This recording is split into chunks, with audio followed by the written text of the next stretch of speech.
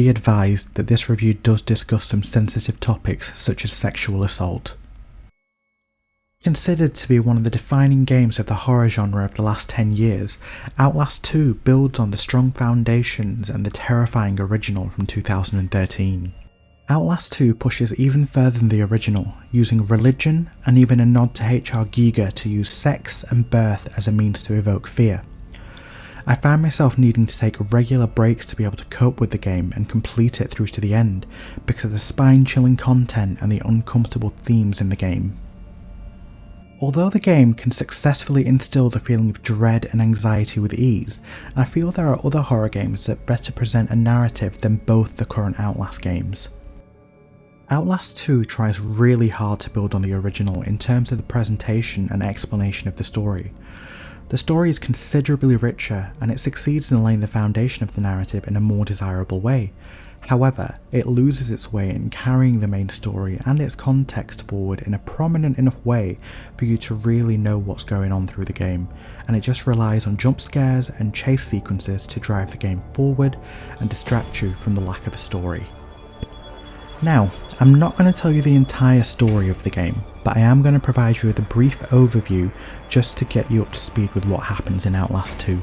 You play as Blake Langerman, a cameraman for his wife Lynn, an investigative journalist who is investigating the murder of a pregnant teenager known only as Jane Doe.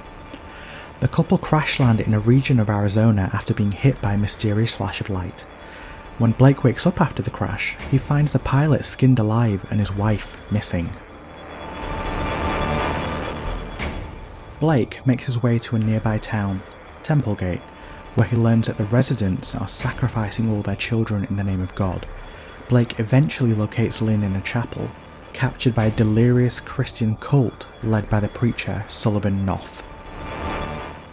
Noth believes himself to be a prophet of God and starts a new branch of the Christian faith called the Testament of the New Ezekiel.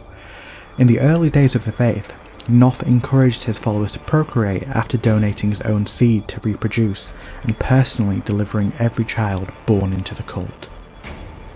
Noth and his followers, soon to be displaced from their original place of worship, would come to a new place which would eventually come to be known as Temple Gate. Here the cultists forcefully displaced the indigenous people living in the area so that Noth and his cult could occupy the land. Once the cult settles into Temple's Gate, Noth begins to hear voices. The voices tell him that the Antichrist will be born from his own flock and encourages him to kill all the children born of his followers, to maintain and preserve Temple Gate's paradise.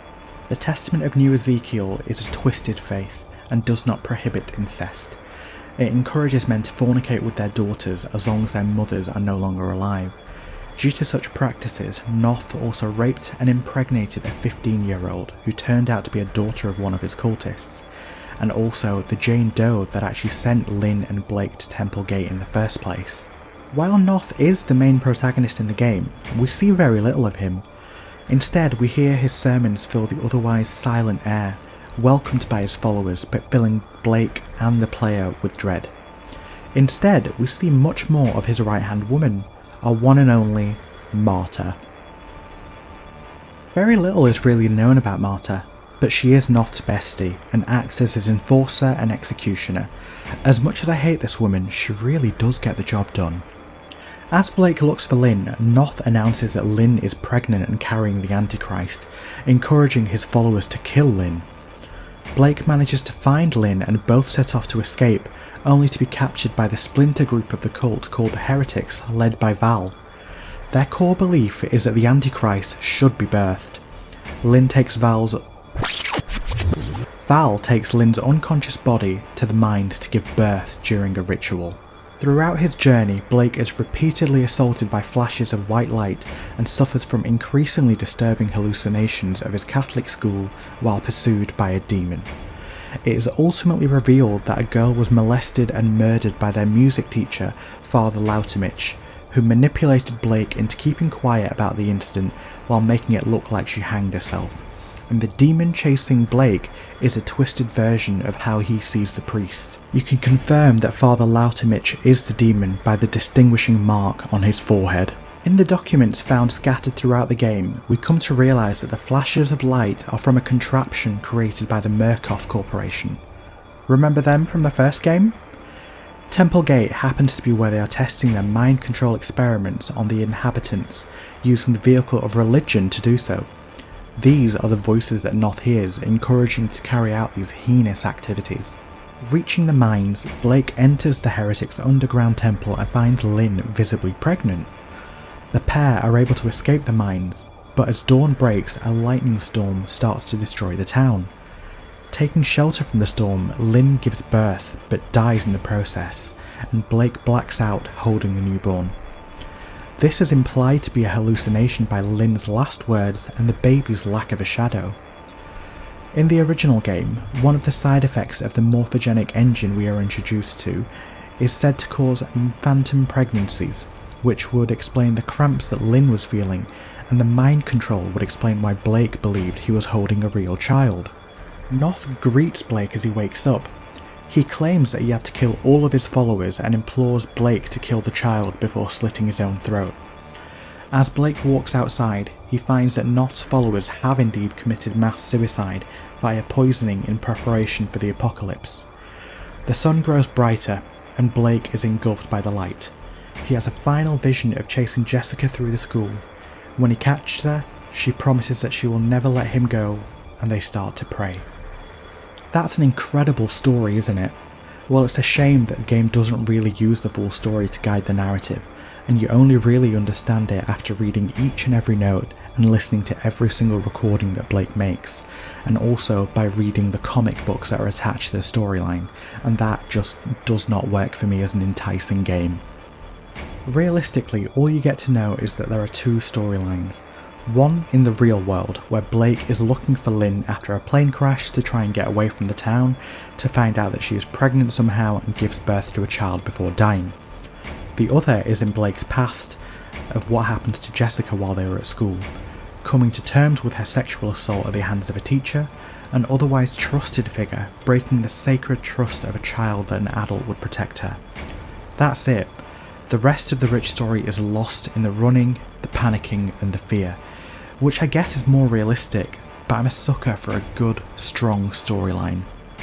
Moving on from the plot, the eerie graphics and environment of this horror really add to the feeling of unease and anxiety. The environments vary significantly from the original, changing from the internals of the asylum to a moonlit forest town, but keeping the tension and uncomfortable feeling of the original.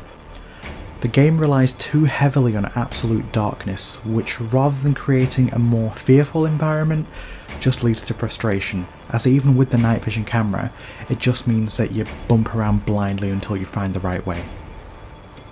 The environment can be a hindrance at times too, needing pinpoint precision to make certain moves or hiding places not being very effective. The sound design of the game matches incredibly well with the atmosphere and the environment of the game, adding to the fear and tension, especially when there's an enemy around.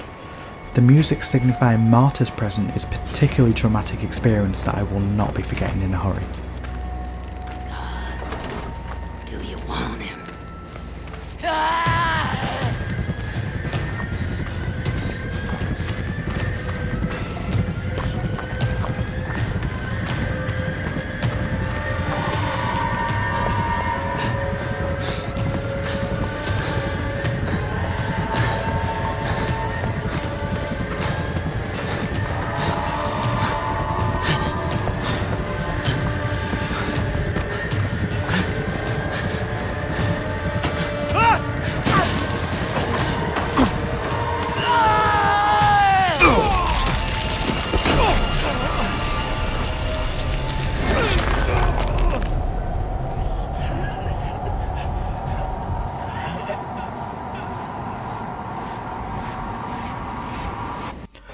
A new addition to this game is the ability to use the camera to hear through walls to try and pinpoint your enemies. I personally didn't find this useful at all and only used it once during the school sections. The rest of the time it wasn't of any value and it added nothing to the game. So what I like and hate about this game? What I really like is the plot, the atmosphere and some of the jump scares. What I hated was lots of irritating trial and error, the dodgy controls and the lackluster AI. So would I recommend Outlast 2? Outlast 2 isn't a perfect game, but which game is? Considering it came out after Alien Isolation, which had such an amazing AI for the Xenomorph, I was hoping that the AI in this game too would be as sophisticated as that, considering it came out 3 years before this. The alien knowing roughly where you are but manually seeking you out in the surroundings added another layer of complexity. Whereas here, Marta, not even seeing where you went to hide, would find you in an instant, making it near impossible to actually hide and just needing you to run until you manage to get to the next checkpoint. Now, although I've mainly complained through this entire review, I would still recommend playing the game, because the part that it does well, it does really well. Just be prepared for a lot of frustrations along the road. I hope you've enjoyed hearing my thoughts about Outlast 2. Why not tell me your opinions in the comments below? You can also watch me have a playthrough of this game on my channel, and also watch my death compilation. Other than that, I'll see you next time.